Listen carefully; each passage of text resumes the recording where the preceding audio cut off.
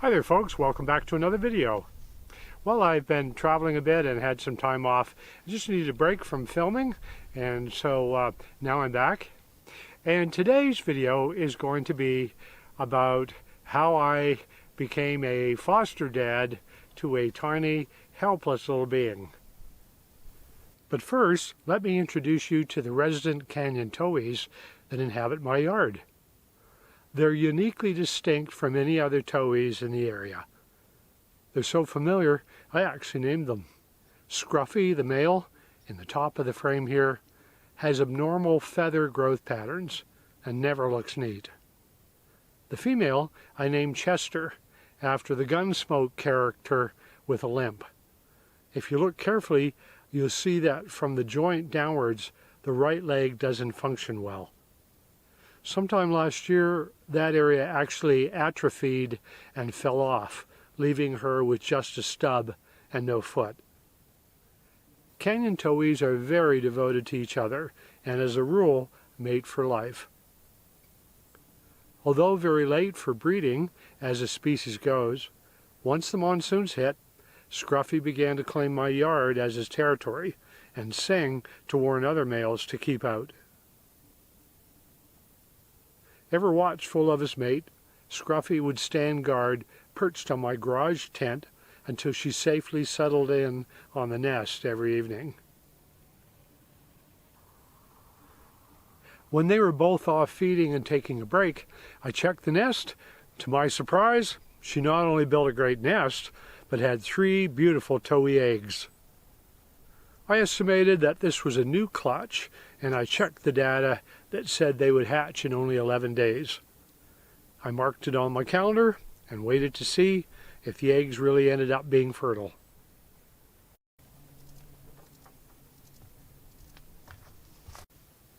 Well, things sure didn't go as planned this morning. I came out to check the nest. Chester, the female, is sitting on the edge of the nest, looking really stressed, looking in the nest, looking around, and then the next thing, this big neighbor towhee comes into the picture, starts chasing her around, her hopping on her one leg, really not good. So eventually, she took off chasing the intruder, and I looked in the nest and it was empty. So I was curious from a biological standpoint, even though this nest had been robbed and the breeding attempt had failed, I wanted to know maybe the eggs might have been fertile or not. So I looked around the base of the shrub, hoping to see some evidence. At first, I just couldn't find anything. But then I couldn't believe it. At the base of the shrub here was an egg. And of course, it had a big hole in it, and I thought, okay, that's typical when a nest is predated and somebody takes the egg and carries it off. So I put the egg in my hand to examine the damage and to see if it was fertile. And I couldn't believe it. It was not only fertile, I could see a bit of movement through the hole in the egg. Wow, I'm about to become a dad. Seriously, this is just crazy, folks. It was starting to hatch, so I put it up in my hands, and it only had a tiny hole, and I essentially breathed on it and kept it warm. And this little one is now hatching. I don't have a clue what I'm going to do with it. Come on, little one. Oxygen helps a lot. Very fragile little thing. Just unfortunate. A young bad news male came in and just tried to destroy their nest. So the little one is getting out of the shell, and I'm just trying to keep it warm by blowing on it. I don't know how to raise a bird this small. Essentially, I got to find a rehabber in the area. It's obviously tired from its big journey, and it's wanting to come out of the shell. And I don't want to touch anything because there's an umbilical cord inside the shell, that could potentially be ruptured. The little thing's exhausted. Whoops, the leg's out. It's almost out. See the little tiny umbilical cord? And I'm not going to touch that because I don't want to interrupt the cycle. And this was tough work. He came all the way, pecked all the way around, and he's almost free of the eggshell. Still a little bit of umbilical cord. Oops, he's free. Look at that. So amazing. I just hatched a baby bird. I've never done this in my life. Can tell he wants something to snuggle over the top of him.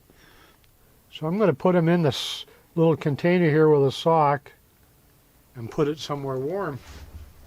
I put him on top of my Titan solar generator, which usually stays pretty warm. And of course he's warm inside of my sock here.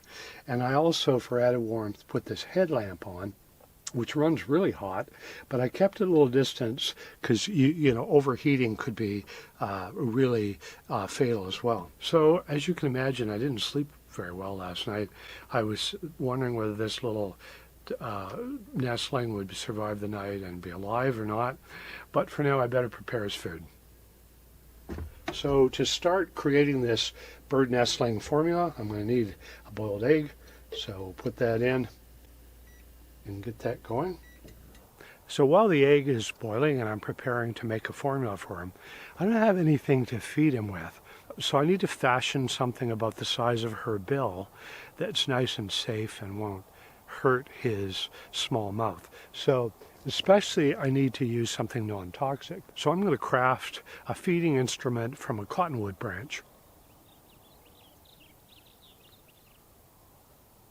So first off, to prepare this baby formula, I'm going to use some basic oatmeal here. I just need to kind of crush this stuff up, make it even smaller.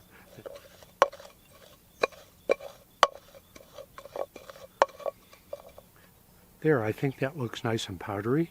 So the ratio I'm going to make is about 2/3 egg and 1/3 oatmeal. And I want to get this really well blended. Maybe just a little more.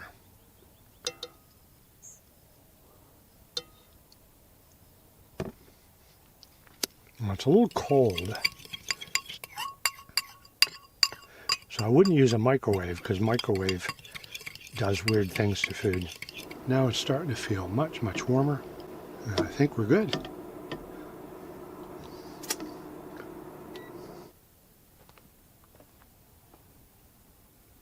Here he is. He was gaping earlier, so I hope he'll gape again. And there we go. That's what we want to see. So we can put some food in that little mouth. So first I'm going to make sure that the formula is the right consistency and not hot on my wrist at all. Now let's see if we can get this little one to gape again. And if he does, we'll give him a little bit of food. So just a little bit, and you can already see it in his crop there. And he's wanting some more. But he needs to ask for it because I don't want to force him. So we'll see if he wants to gape a little more. And he does. All right, buddy, here we go.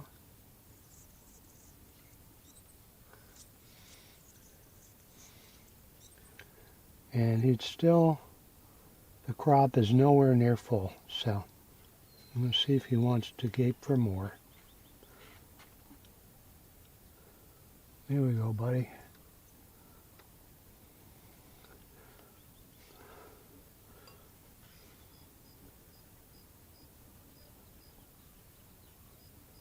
There we go. So even though that wasn't much, that's his first meal in life. So I'm going to just leave him with that. Well, as they say, real men feed baby birds, or something like that. So that went really, really well. And Of course, I kept thinking, well, I should be giving him more. But again, he can always ask for more a bit later. Okay, I figure one more feeding before we hit the road, because it's a little over a 3-hour journey to Phoenix from here. So first thing, I warmed up the formula. I'm going to test it on my wrist because years ago when I was a little kid, that's what my relatives used to do for the baby. I think we're good. There we go. All right, buddy, raise your head there.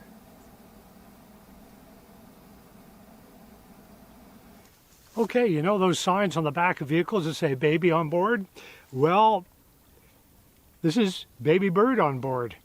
So I got his car seat already and we're ready to go to hopefully an adoptive home in Phoenix. Hopefully he'll be nice and safe here for the ride. And of course, when I was a kid, I remember babies had this big, what was called a sun hat. So this is his sun hat. There, he's all ready for the trip. Baby Bird Express. Next stop, Phoenix.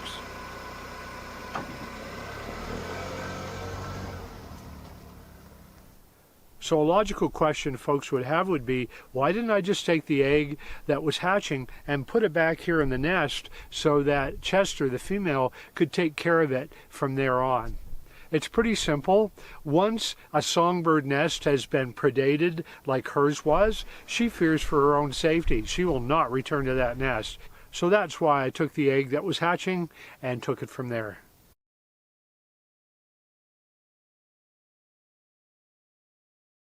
Well, stuck in traffic, as you can imagine, in Phoenix area. Only 20 minutes away from hopefully some fostering for this bird. Well, the good thing, it's only 93 degrees and I've kept the windows up, believe it or not, because I didn't want to have a breeze on this little thing.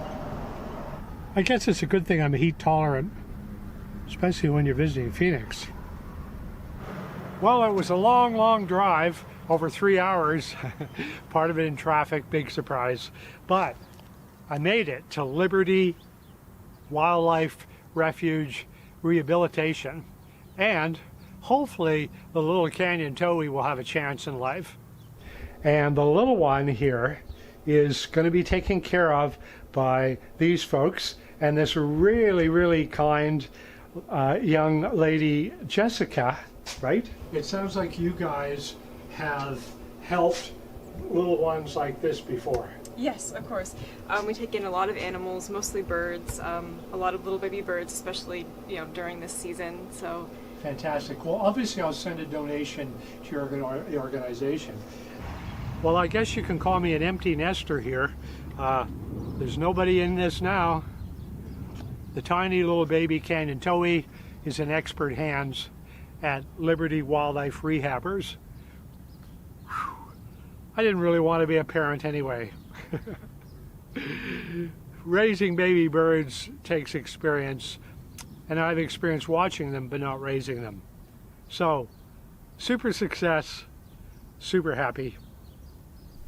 So as we end this video, folks, some of you asked about my Chinese Empress trees, or Paulownia, and how they were doing.